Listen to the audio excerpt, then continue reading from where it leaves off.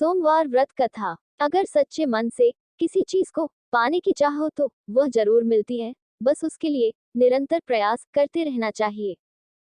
एक समय की बात है, अमरपुर नामक नगर में एक धनवान व्यवसायी रहता था। उसका व्यापार बहुत दूर तक फैला हुआ था। यहाँ के सभी नगरवासी उसका बहुत आदर करते थे। उस व्यापारी के पास किसी भी चीज की कमी नहीं थी, लेकिन फिर भी वह अपने जीवन में सुखी नहीं था। दरअसल उस व्यापारी का एक भी बेटा नहीं था, जिस कारण हर समय उसे यही चिंता सताती थी कि उसके मरने के बाद उसकी संपत्ति की देखभाल कौन करेगा। वह व्यापारी बेटे की चाहत में हर सोमवार को बाबा भोलेनाथ की पूजा करता और शाम ढलते ही मंदिर जाकर शंकर भगवान के सामने दीप जलाता था। एक दिन मां पार्वती उसकी श्रद्धा भक्ति से खुश हो गईं। उन्होंने बाबा भोलेनाथ से उस व्यवसायी की इच्छा पूरी करने के लिए प्रार्थना की। इस पर भगवान शिव ने कहा, इस दुनिया में हर किसी को उसके कार्यों के आधार पर फल मिलता है। भगवान शंकर के समझाने पर भी पार्वती जी नहीं मानी। वह लगातार बाबा भोलेनाथ से यही कहती रही कि उस व्यापारी की इच्छा पूरी कर दीजिए। अंत में शिवजी ने मां पार्वती के अनुरोध पर उस व्यापारी को बेटे का वरदान दे दिया।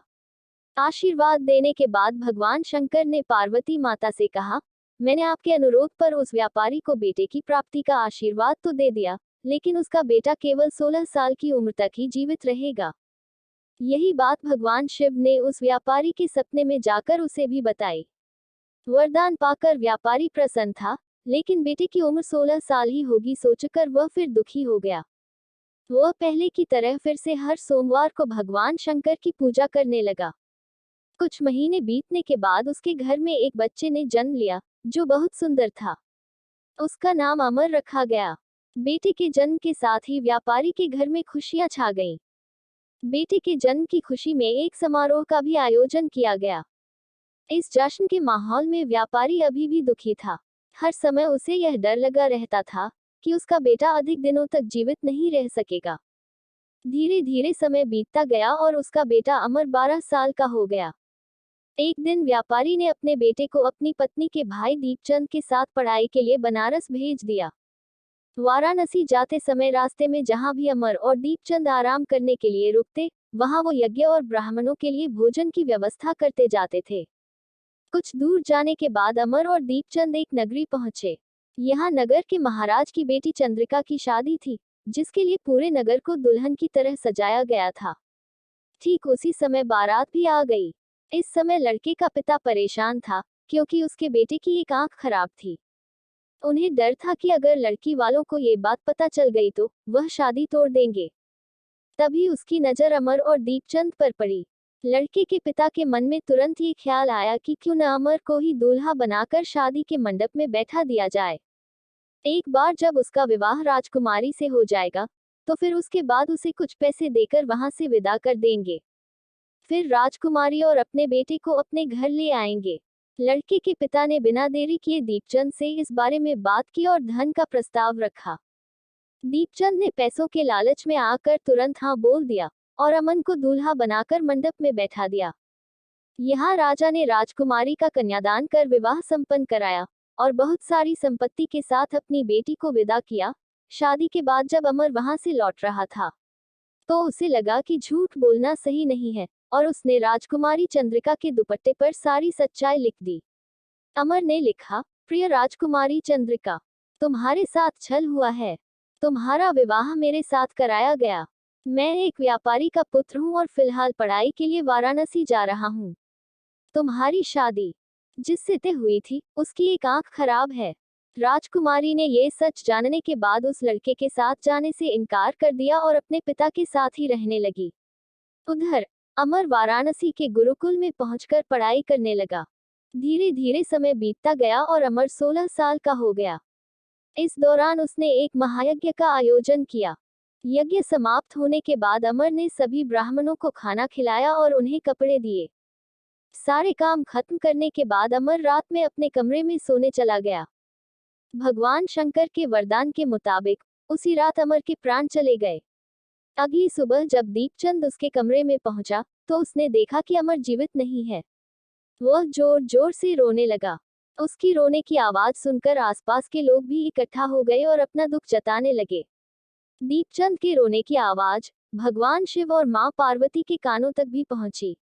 ये सुन माता पार्वती ने कहा, हे स्वामी, मैं दीपचंद के रोने की इस आवाज को बर्दाश्त नहीं कर पा रही हूँ। कृपा करके इसके दुख को दूर करें। पार्वती जी की बात सुनकर बाबा भोलेनाथ अमर के पास पहुंचे।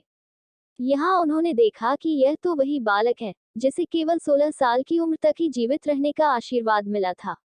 इसके बाद भगवान शिव सीधे मां पार्वती के पास पहुंचे और कहा, हे गौरी, मरने वाला बालक उसी व्यापारी का पुत्र है। इसने अपनी उम्र पूरी कर ली है। ये सुन माता पार्वती ने भगवान शिव से एक बार फिर से आग्रह किया। उन्होंने कहा, स्वामी, आप कृपा करके इस बालक को दोबारा जीवित कर दें। इसे मृत देख इसके माता पिता भी अपने प्राण त्याग देंगे। माता पार्वती ने बाबा भोलेनाथ को याद दिलाया कि अमर के पिता उनके सबसे बड़े भक्त हैं। कई सालों से वह हर सोमवार को उनकी पूजा करते आ रहे हैं। मां गौरी के अनुरोध पर भगवान शंकर ने अमर को जीवित होने का आशीर्वाद दिया और अमर दोबारा जिंदा हो गया। कुछ समय बाद जब अमर की पढ़ाई पूरी हो गई तो वह अपने मामा दीपचंद के साथ वापस अपने गांव चला गया। चलते चलते दोनों उसी नगरी में जा पहुंचे जहां राजकुमारी चंद्रिका से उसका विवाह हुआ था। यहाँ पहुंचकर अमर ने एक महायज्ञ किया। तभी पास से गुजर रहे उस नगर के महाराज ने महायज्ञ होते देखा। महाराज ने एक ही पल में अमर को पहचान लिया और महायज्ञ के समाप्त होते ही वो अमर और दीपचंद को अपने साथ ले गए। कुछ दिनों तक उन्होंने अमर और दीपचंद को अपने महल में ही रखा। उसके बाद महाराज ने संपत्ति और कपड़े देकर राजकुमारी को अमर के साथ भेज दिया। महाराज ने रास्ते में उनकी रक्षा के लिए कुछ सैनिक भी भेज दिए। दीपचंद भी महल से अपने नगर पहुंचा और दूत के हाथों अमर के आने की सूचना व्यापारी तक पहुंचाई। व्यापारी को जैसे ही पता चला कि उसका बेटा 16 साल की उम्र के बाद भी जीवित है, वह बहुत खुश हुआ। दरअसल व्यापारी और उसकी पत्नी दोनों ने खुद को एक कमरे में बंद कर लिया था। वह बिना कुछ खाए पिए अपने बेटे का इंतजार कर रहे थे। दोनों ने ये प्रण लिया था कि अगर उन्हें अपने बेटे की मौत की खबर मिली तो वह भी अपनी जान दे देंगे। दूत की बात सुनकर व्यापारी और उसकी पत्नी नगर के अन्य लोगों के साथ अपने बेटे के स्वागत के लिए नगर के गेट के पास पहुंचे। यहाँ उसे पता चला कि उसके बेटे की शादी एक राजकुमारी से हुई है। वह दोनों साथ में आए हैं तो उनकी खुशी दोगुनी हो गई।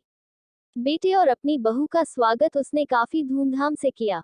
उसी रात एक बार फिर से बाबा भोलेनाथ व्यापारी के सपने में आए और कहा, मैं तुम्हारी भक्ति से खुश हूँ। हर सोमवार को तुम मेरी पूजा करते हो, इसलिए मैंने तुम्हारे बेटे को लंबी उम्र का वरदान दिया है। भगवान शिव की यह बातें सुनने के बाद व्यापारी बहुत खुश हुआ। बेटे का जीवन वापस मिलने के बाद भी व्यापारी हर सोमवार को भगवान शिव की आराधना करता रहा। इससे शिव पार्वती दोनों की ही कृपा व्यापारी के घर में बनी रहती है।